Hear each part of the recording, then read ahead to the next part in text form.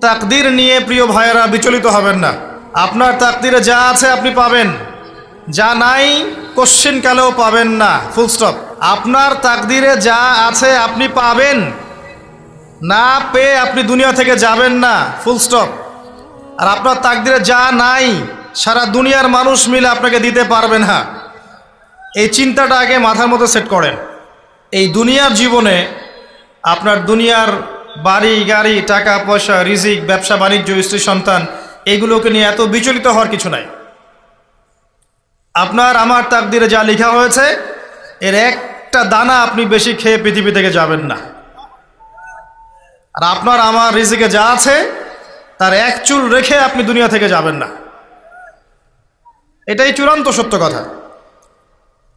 আপনি ঘুষ খান আর সুদ খান আর দুর্নীতি করেন আর মানুষের সম্পদ আত্মসাৎই করেন না কেন, যতটুকু লেখা আছে আপনার তাকদীরে এর বেশি আপনি কিচ্ছু পাবেন না। আর আপনি হালালে থাকার জন্য যতই কষ্ট করেন, হালালে আছেন, সবজি বিক্রি করে খাচ্ছেন, আপনি ছোটোখাটো ব্যবসা করছেন, মানুষ আপনাকে দাম দেয় না, আন্ডার এস্টিমেট করে, গরিব বলে, ফকির মিসকিন বলে, কিন্তু আপনার তাকদীরে যা আছে আপনি সেটাই পাবেন, এর বেশি আপনি কিচ্ছু পাবেন। হুয়াল আউয়ালু ওয়াল আখির, আল্লাহ পাক প্রথম এবং আল্লাহই শেষ। কুল্লু মান আলাইহা ফান ওয়া ইয়াবকা ওয়াজহু রাব্বিকা যুল জালালি ওয়াল ইকরাম। প্রত্যেকটা বিষয় ফানা হয়ে যাবে, কিচ্ছু থাকবে না। এখন আপনি পৃথিবীতে যা দেখছেন এগুলোর কিছুই থাকবে না। প্রত্যেক মানুষ, প্রত্যেকটা জিন, প্রত্যেক উদ্ভিদ, প্রত্যেক এই প্রাণী, আকাশ, মহাবিশ্ব, গ্রহ নক্ষত্র, চন্দ্র সূর্য, সমুদ্র, পাহাড় পর্বত, বিশ্বনেতা, রাষ্ট্রনেতা, সমাজ নেতা, পরিবারের কর্তা, অর্থনৈতিক নেতা, সবাই মারা যাবে, সবাই শেষ হয়ে যাবে, কিচ্ছু থাকবে না। এই বিষয়টা আগে ভালো করে হজম করতে হবে যে আমরা এখানে থাকতে আসিনি, আমরা এই দুনিয়ায় থাকতে আসিনি, আমরা এখানে এসেছি চলে যেতে। যার মনের মধ্যে এই কনসেপ্ট থাকে সে কখনো আল্লাহ পাকের বিদ্রোহী হতে পারে না, সে কখনো আল্লাহ দ্রোহিতা করতে পারে না, কুফরি করতে পারে না, শিরক করতে পারে না, আল্লাহর অবাধ্য হতে পারে না। যার মনের মধ্যে এই চিন্তা বদ্ধমূল যে আমি এখানে থাকতে আসিনি, আমি এখানে মুসাফিরের মতো এসেছি, গাছের ছায়া বিশ্রাম নিচ্ছি, বিশ্রাম নিয়ে শেষ হবে চলে যাব। যারাই আল্লাহ দ্রোহিতায় লিপ্ত হচ্ছে, শিরিক করছে, বেদাত করছে, হারাম খাচ্ছে, ঘুষ খাচ্ছে, সুদ খাচ্ছে, জেনা করছে, আল্লাহ দ্রোহিতা করছে, আল্লাহর বিধানকে অস্বীকার করছে, তারা ইনডাইরেক্টলি ধরে নিয়েছে যে তারা মনে হয় পৃথিবীতে চিরকাল থাকবে। কারণ যদি কিয়ামতের মাঠের কথা তাদের স্মরণ থাকতো তারা কখনোই কাজগুলো করতে পারতো না, পারতো?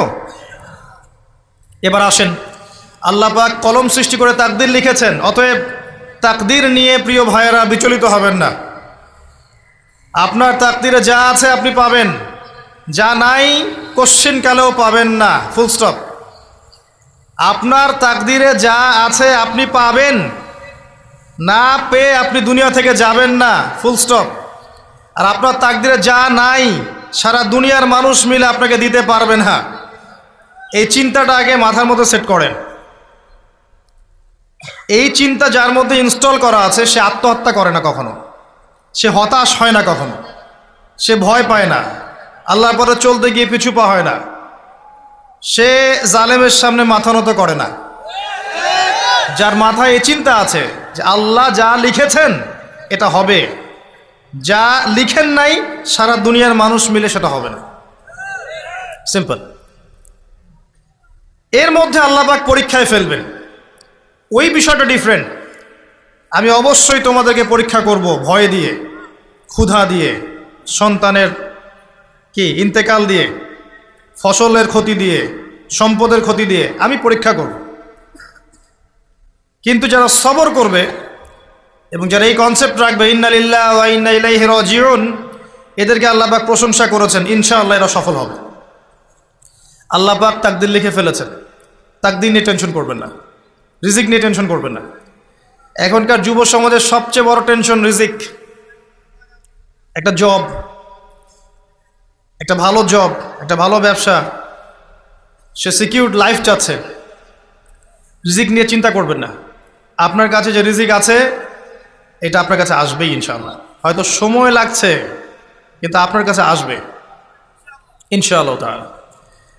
আপনি হালালের উপর থাকবেন, ন্যায়ের উপর থাকবেন। আপনি অন্যায় পথে রিজিক সার্চ করবেন না। আপনার তাকদিরে যে রিজিক আছে আপনার কাছে আসবে ইনশাআল্লাহ। এবার আসেন, আল্লাহ পাক এরপরে সৃষ্টি করেছেন মহাবিশ্ব। এই পুরো মহাবিশ্ব তাকদির লিখার পরে মহাবিশ্ব কয় দিনে? ফি সিত্তাতি আইয়াম, 6 দিনে। মাত্র 6 দিনে আল্লাহ পাক পুরো মহাবিশ্ব সৃষ্টি করেছেন।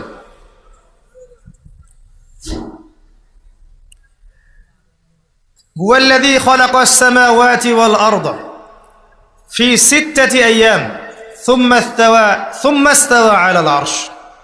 সূরা হাদীদের মধ্যে একটা আছে, তিনি সে আল্লাহ যিনি এই মহাবিশ্ব সৃষ্টি করেছেন 6 দিনে, এরপরে আরশের উপর সমাসীন হয়েছেন।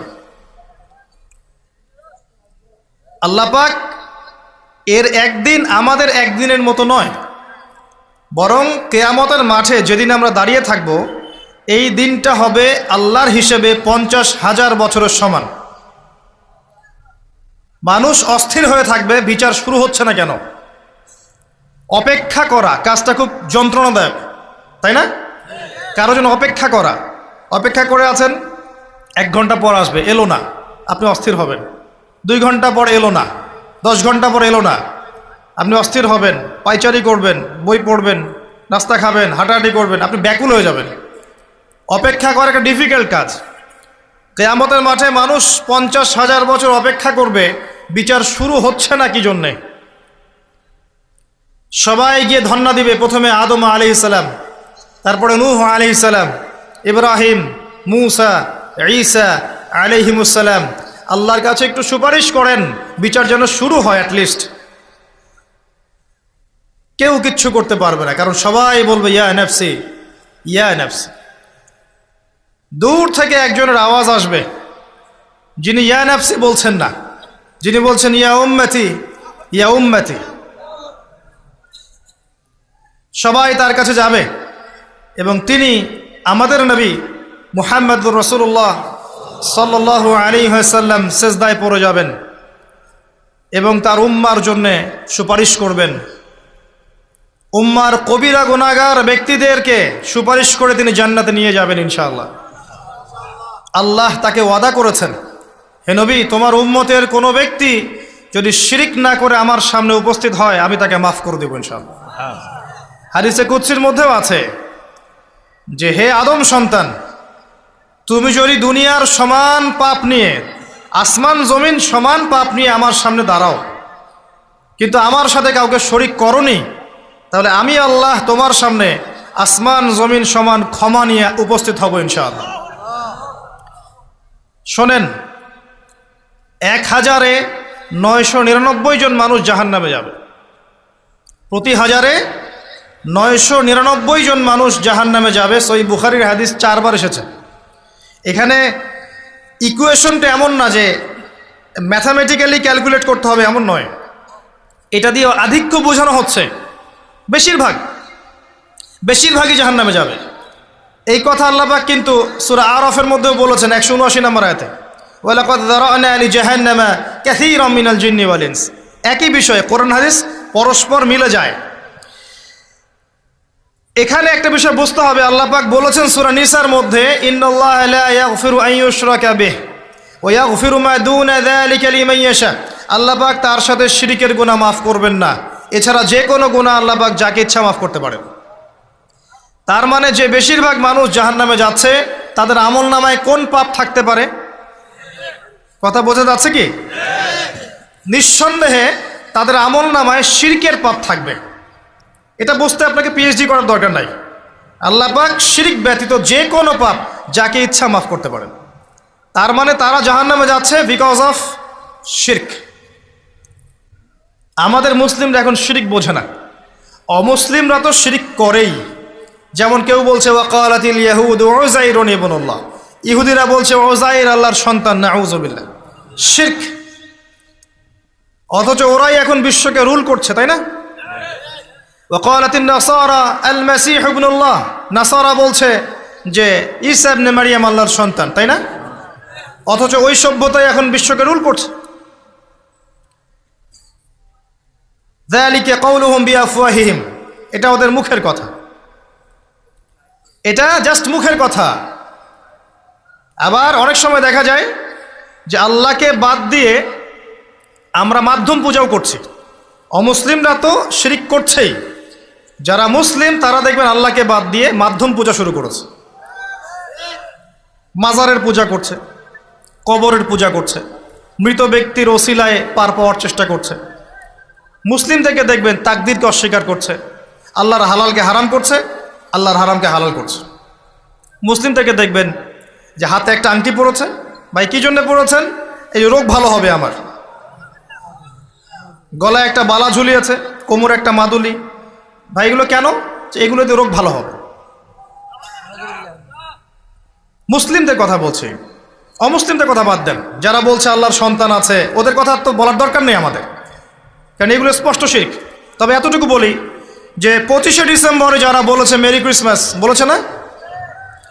25শে ডিসেম্বর যারা বলেছে মেরি ক্রিসমাস মুসলিমদের মধ্যে, এরা স্বীকার করে নিয়েছে যে ওই দিন আল্লাহ রাব্বুল আলামিন ঈসা আলাইহিস সালামকে জন্ম দিয়েছেন। নাউযুবিল্লাহ, নাউযুবিল্লাহ মিন যালিক। আর এটা এত বড় একটা কথা, এই কথা যদি আসমান জমিন আর পাহাড় শুনে রিয়্যাক্ট করতে পারতো, থরথর করে কেঁপে ভেঙে যেত এরা। সূরা মারিয়ামের শেষের দিকে পড়ে দেখেন, ওয়াকালু ইত্তাখাযা আর-রাহমানু ওয়ালাদা লাকাদ জি'তুম শাইআন ইদ্দা তাকাদু আস-সামাওয়াতু ওয়াল আরদু ইয়াতাফাত্তারনা মিনহু ওয়া তানশাক্কুল আরদু ওয়া তাখিরুল জিবালু হাদ্দা। পড়েন অর্থটা। আসমান জমিন পাহাড় যদি এই কথা শুনে রিয়্যাক্ট করতে পারতো, এরা চৌচির হয়ে যেত। এত বড় একটা কথা বলেছো তোমরা যে ঈসা আলাইহিস সালামকে আল্লাহ পাক জন্ম দিয়েছেন, নাউযুবিল্লাহ।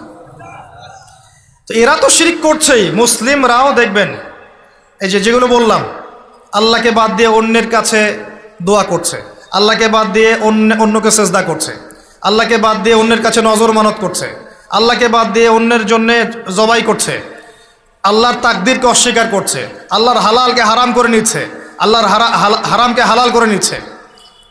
দেখবেন মুসলিমরা করছে। এবার মুসলিম জেনারেশন, এমন একটা প্রজন্ম বের হয়েছে এখন, ইয়াং জেনারেশনের, তারা বলছে যে এই মহাবিশ্ব বিগ ব্যাং থেকে সৃষ্টি হয়েছে, আল্লাহ বলতে কিছু নাই। আপনি বোঝেন কি কারণে প্রতি হাজারে 999 পিপল জাহান্নামে কেন যাবে? কারণটা কি? শিরক। আর এই শিরকটা হচ্ছে আপনার চিন্তায়, আপনার কথায় এবং আপনার কাজে। চিন্তার মধ্যে শিরক। যেমন একজন ব্যক্তি চিন্তা করে আকীদা যে আল্লাহ ছাড়া অমুকও সন্তান দিতে পারে, এরকম আকীদা নাই মুসলিমদের? আছে। একজন বলছে আল্লাহ কল্যাণের মালিক আর শয়তান হচ্ছে অকল্যাণের মালিক। কথাটা শুনতে খুব ভালো লাগে না? অকল্যাণ হয়তো আল্লাহর পক্ষ থেকে আসে না, আল্লাহ পবিত্র, অকল্যাণ শয়তানের পক্ষ থেকে আসবে। ব্যাপারটা কি এমন? ভালো মন্দ, কল্যাণ অকল্যাণ, দুঃখ কষ্ট সুখ সবকিছু কার পক্ষ থেকে আসে? এমন নয় যে ভালোগুলো আল্লাহ দেন, অকল্যাণগুলো শয়তান দেয়, নাউযুবিল্লাহ। এরকম আকীদা আছে মানুষের। কিছু মানুষ বলছে তাকদীর বলতে কিচ্ছু নাই, মানুষ নিজেই তার কর্মের নিয়ন্ত্রণ, শিরক। কিছু মানুষ বলছে যে ভাগ্যই সব, মানুষের কাজের কোনো স্বাধীনতা নাই। মানে ভাগ্যই সব, আমার কাজের কোনো স্বাধীনতা নাই, আমি কলের পুতুল। চুরি করেছো কেন? আল্লাহ তাকদীরে লিখেছে তাই। সুদ খাও কেন? ঘুষ খাও কেন? রিলিফের মাল মেরে খাও কেন? আল্লাহ তাকদীরে লিখেছে তাই। এরকমও কিছু মানুষ আছে। প্রত্যেক পদে পদে আপনি শিরক পাবেন।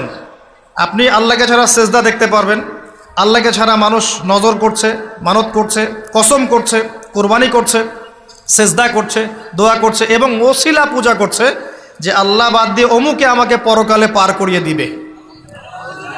নাউযুবিল্লাহ বলছেন ঠিকই, কিন্তু আমাদের দেশের বহু মানুষের আকীদা এমন। যে আমাকে পরকালে পার করায় দেওয়ার লোক আছে, সমস্যা নাই। শোনেন, পরকালের প্রতিটা সুপারিশ আল্লাহর ইখতিয়ারে। একজন শহীদ, আল্লাহর পথের শহীদ, তিনি কিন্তু সুপারিশ করবেন, কিন্তু তিনি নিজের ক্ষমতায় করবেন না আল্লাহর ক্ষমতায় করবেন?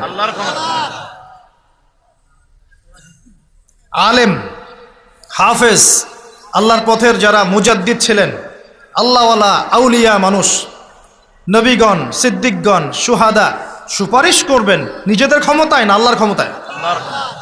আকীদা স্পষ্ট না থাকলে তখন আমল করতে গিয়ে শিরক হয়ে যাবে। আর শিরক হলেই কি হবে? ওই যে বললাম, প্রতি হাজারে 999 জন মানুষ জাহান্নামে যাবে।